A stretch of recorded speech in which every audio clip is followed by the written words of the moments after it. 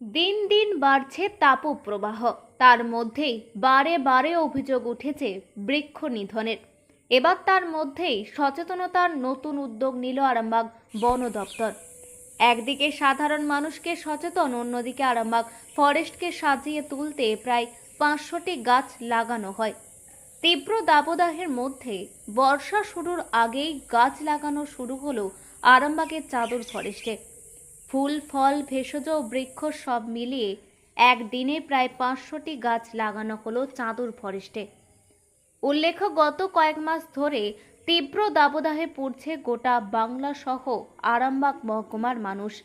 এই তাপপ্রবাহ থেকে বাঁচার জন্য গাছ লাগানোর কথা বলা হলেও গাছ না লাগিয়ে গাছ কেটে নেওয়ার অভিযোগ উঠেছে ভুরি ভুরি। তাই সাধারণ মানুষের কথা ভেবে প্রকৃতিকে রক্ষার স্বার্থে গাছ লাগানোর পরিকল্পনা করেন আরামবাগের ফরেস্ট রেঞ্জার অফিসার। পর্যন্ত আমরা সবে আজকে শুরু করেছি, যেহেতু আজকে বর্ষার একটা শুভারম্ভ বলতে গেলে, সেই হিসেবে আমরা শুরু করেছি। আজকে এখন পর্যন্ত 100-5 গাছ লাগানো হয়ে গেছে, মানে চলছে এখনও রানিং। এটা একটা কন্টিনিউয়াস প্রসেস। আমরা চাঁদুর ফরেস্টে যে জায়গাগুলো মানে চাতালের মতো হয়ে গেছে, অর্থাৎ যে জায়গাগুলো গাছ নেই, আমাদের পরিকল্পনা আছে এই চাঁদুর ফরেস্টটাকে সম্পূর্ণভাবে সবুজ করে দেয়া। তো সেই পরিকল্পনা নিয়ে আমরা শুরু করেছি। তো আপাতত আজকে যে জায়গাটা শুরু করা হয়েছে, যেখানটা কোনো সময় গাছ হয় না, অপেক্ষাকৃত নিচু জায়গা এবং প্রতি বছর ওখানে জল জমে যায়, তো সেইটাকে মাথায় রেখেই ওই জায়গাতে যাতে গাছ করা যায় তার জন্য অর্জুন, জারুল, যেগুলো জলের মধ্যেও হয়, সে ধরনের গাছ ওখানে দেয়া হচ্ছে।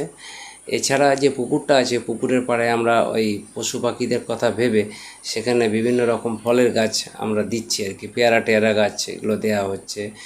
আমি একটু উঁচু জায়গায় ওখানে একটা বট গাছ লাগালাম, এবং তারপরে এই উঁচু জায়গাগুলোতে এই দিকটাতে আমরা বিভিন্ন ধরনের গাছ, ফলের গাছও দেবো, তার সাথে মেহগনি, আমলকি, পেয়ারা, কাঁঠাল ইত্যাদি যা যা আছে।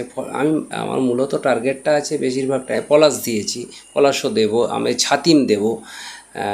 মূলত যে গাছগুলোতে কিছু ফল পাওয়া যাবে, পশু পাখিরা খাবার পাবে, ফল পাবে, সেই জাতীয় গাছটা লাগানোর ইচ্ছাটা বেশি আছে, এবং তার সাথে সাথে এখানকার সবুজটাকে সম্পূর্ণভাবে ফিরিয়ে দেওয়ার একটা পরিকল্পনা করেছি।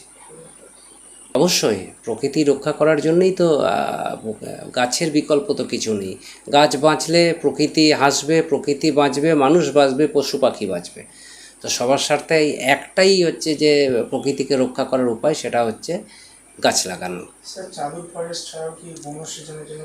হ্যাঁ, আমাদের এরপরে পরিকল্পনা আছে পারাদ্রাতে, যেখানে হচ্ছে যে নদী বাঁধের ক্ষয় ধরছে। আমরা ইতিমধ্যে একটা এনজিও আমাদের সাথে যোগাযোগ করেছে, সবুজায়ন, তারাও খুব আগ্রহী নদীর পাড়গুলোতে গাছ লাগানো। তো এবারে আমাদের ভাবনা আছে আমরা এগুলো করব, পারাদ্রাতে গাছ লাগাবো। আর এছাড়া শুধুমাত্র ফরেস্ট বলে নয়, আমাদের যে 14ই জুলাই থেকে 20 জুলাই পর্যন্ত বন মহোৎসব যে সময়টায় হয়, বিভিন্ন সংস্থা, বিভিন্ন ব্যক্তিগতভাবেও অনেকে আসে, বিভিন্ন ক্লাব আসে, বিভিন্ন স্কুল ইতিমধ্যে তারা অ্যাপ্লিকেশন দিয়ে রেখেছে। আমরা সমস্ত জায়গাতেই, আমাদের আরামবাগ সাব ডিভিশন, আমার আরামবাগ রেঞ্জ জুরিসডিকশনে সমস্ত স্কুলে, সমস্ত জায়গাতেই আমরা সবুজের বার্তাকে ছড়িয়ে দিতে চাই। প্রকৃতিকে রক্ষা করার জন্য মানুষকে সাথে নিয়ে আরও বেশি গাছ লাগাতে চাই আমরা।